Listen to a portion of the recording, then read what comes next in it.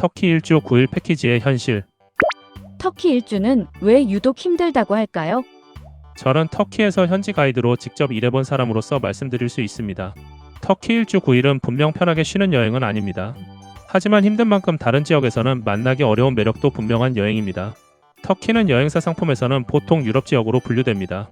하지만 국토의 약 3%만 유럽에 있고 나머지 약 97%는 아시아에 있습니다. 이스탄불을 가르는 보스포루스 해협을 기준으로 한쪽은 유럽이고 반대편은 아시아입니다.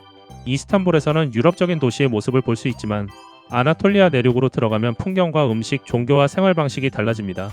유럽과 아시아, 중동의 분위기가 한 나라 안에 섞여 있다는 점이 터키의 가장 큰 매력입니다. 문제는 이렇게 넓고 다양한 지역을 9일 안에 돌아야 한다는 것입니다. 버스를 얼마나 많이 타나요? 과거 완전 육로형 상품은 이스탄불에서 앙카라, 카파도키아, 데링쿠유, 코냐, 안탈리아, 파무칼레, 에페소스와 마니사를 지나 차나칼레와 트로이까지 돌아 다시 이스탄불로 들어오기도 했습니다. 제가 직접 진행했던 당시 일정의 전체 육로 이동거리는 약 4,700km였습니다. 서울과 부산을 5번 이상 왕복하는 거리입니다. 요즘 터키 일주 9일 상품은 차나칼레와 트로이가 빠진 경우가 많고 국내선을 한두 번 이용하면서 과거보다 이동거리가 줄었습니다. 그렇다고 편한 일정으로 바뀐 것은 아닙니다. 지금도 카파도키아에서 코냐를 거쳐 아피온 카라이사르로 이동하거나 안탈리아까지 내려가는 날은 휴게 시간과 식사 시간을 포함해 하루 7시간에서 8시간을 이동할 수 있습니다. 아침에 호텔을 출발해 중간 관광과 식사를 하고 저녁이 돼서야 다음 호텔에 도착하는 날도 있습니다. 터키 일주는 매일 똑같이 장거리를 달리는 여행이라기보다 하루 대부분을 버스 안에서 보내는 날이 일정 중간중간 반복되는 여행입니다.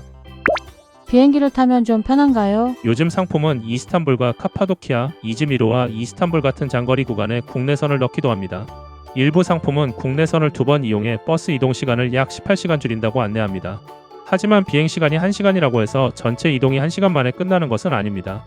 호텔에서 공항까지 이동하고 단체 수속과 보안 검색을 거친 뒤 도착해서 수화물을 찾아 다시 버스에 탑승해야 합니다. 국내선은 장거리 버스보다 편하지만 비행기를 타는 날이 곧 쉬는 날은 아닙니다. 게다가 터키 일주 9일은 실제로 6박 9일이나 7박 9일 형태가 많습니다. 출국일과 귀국일, 기내에서 보내는 시간을 제외하면 현지에서 사용할 수 있는 날은 생각보다 짧습니다.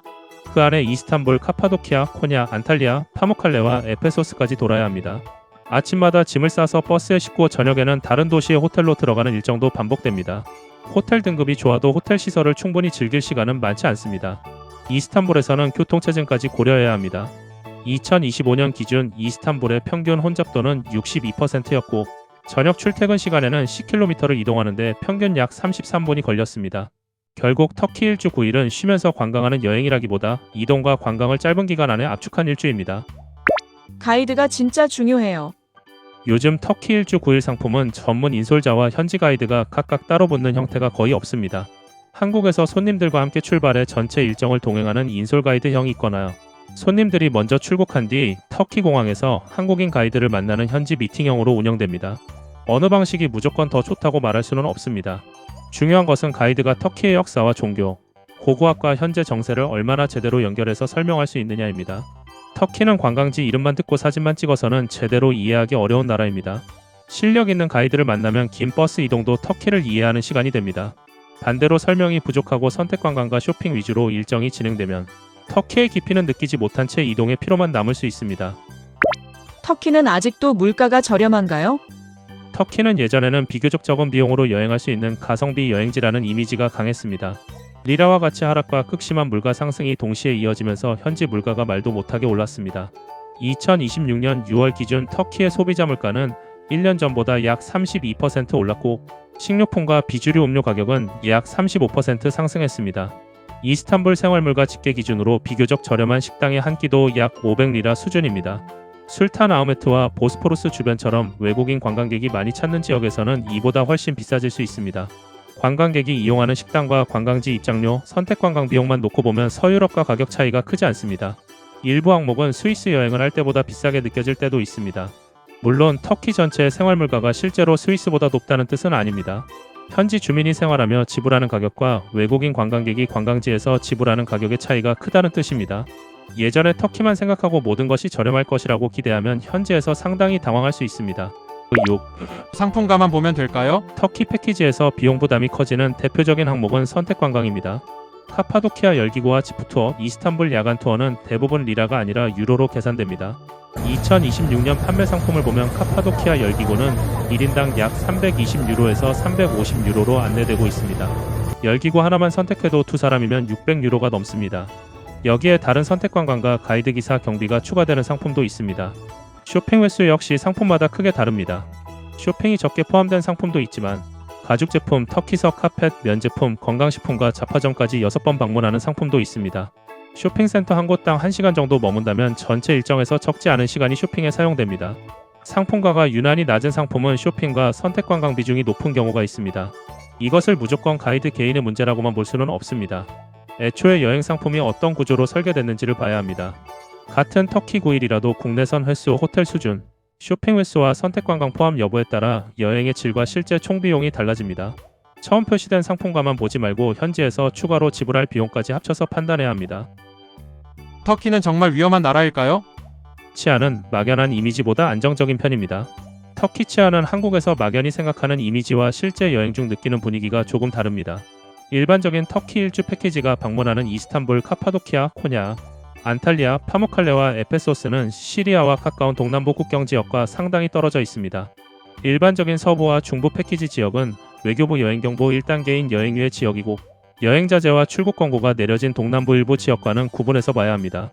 제가 유럽 여러 지역에서 단체를 진행하며 체감한 바로는 터키 주요 패키지 코스의 소매치기 빈도가 파리나 로마, 바르셀로나 같은 유럽의 대표 관광도시보다 훨씬 적게 느껴졌습니다. 이것은 공식적인 범죄 통계가 아니라 현장에서 손님들과 여행하며 느낀 경험입니다. 물론 이스탄불의 혼잡한 시장과 관광지, 대중교통에서는 소매치기를 조심해야 합니다. 택시 바가지와 과도한 호객행위 같은 관광객 대상 문제도 있습니다. 터키 전역을 위험한 곳처럼 겁낼 필요는 없지만 안전하다는 말이 방심해도 된다는 뜻은 아닙니다. 터키 사람들이 한국인을 좋아하는 이유는? 터키 사람들은 한국인에게 상당히 우호적인 반응을 보이는 경우가 많습니다. 한국전쟁 당시 터키가 한국에 대규모 병력을 파병한 역사 때문에 양국을 형제의 나라라고 표현하는 사람들도 있습니다. 한국에서 왔다고 말하면 한국전쟁이나 축구, 한국 드라마와 음악 이야기를 꺼내며 반갑게 대하는 경우도 있습니다. 물론 모든 사람이 한국인을 특별하게 대하는 것은 아닙니다. 하지만 다른 일부 여행지보다 한국인에게 먼저 친근하게 다가오거나 도움을 주려는 모습을 만날 가능성이 높은 나라입니다. 이런 현지 분위기도 터키 여행의 분명한 장점입니다. 왜 터키 역사에 감탄할까요? 터키를 다녀오신 분들의 만족도가 높은 가장 큰 이유는 역사와 문화입니다. 터키에는 청동기 시대의 트로이부터 고대 그리스와 로마, 비잔틴, 셀주크 티르크와 오스만 제국까지 여러 문명의 흔적이 겹쳐 있습니다. 이스탄불에서는 비잔틴 제국과 오스만 제국의 역사를 한 도시에서 만나게 됩니다. 에페소스에서는 고대 그리스와 로마 도시의 흔적을 보고 카파도키아에서는 독특한 자연지형과 초기 기독교 공동체의 흔적을 함께 만나게 됩니다. 터키는 국민 다수가 무슬림인 나라이지만 초기 기독교 역사에서도 매우 중요한 땅입니다. 요한계시록에 등장하는 소아시아 7대 교회가 모두 현재 터키 서부에 있고 사도 바울의 선교 여정에서도 중요한 위치를 차지합니다. 다만 일반적인 터키 일주 9일 상품이 7대 교회를 모두 방문하는 것은 아닙니다. 성지순례가 주목적이라면 일반 일주가 아니라 전문 성지순례 상품을 선택하는 것이 맞습니다. 터키는 국민 다수가 무슬림이지만 헌법상 세속국가이기도 합니다. 이스탄불과 안탈리아 같은 관광도시와 종교적으로 보수적인 코냐의 분위기가 다른 이유도 여기에 있습니다. 유럽과 아시아, 이슬람과 세속주의 고대, 문명과 현대의 모습이 함께 존재한다는 것이 터키의 복잡함이자 매력입니다. 이런 배경을 모르고 사진만 찍고 이동한다면 터키 여행의 절반밖에 보지 못하고 오는 것과 같습니다. 음식은 우리 입맛에 맞을까요? 터키 음식 자체는 케밥뿐 아니라 수프와 생선, 채소 요리, 빵과 쌀 요리, 다양한 디저트까지 종류가 많습니다. 하지만 패키지 단체식에서는 빵과 수프, 샐러드, 고기구이와 쌀 요리가 비슷한 구성으로 반복될 수 있습니다. 초반에는 잘 드시다가 일정 후반으로 갈수록 단조롭게 느끼는 분들이 있고 양고기의 향에 민감한 분은 더 힘들 수 있습니다. 터키 음식이 맛이 없다기보다 단체식의 반복성과 개인의 입맛 차이가 큰 것입니다. 계절에 따라서도 여행의 난도가 달라집니다.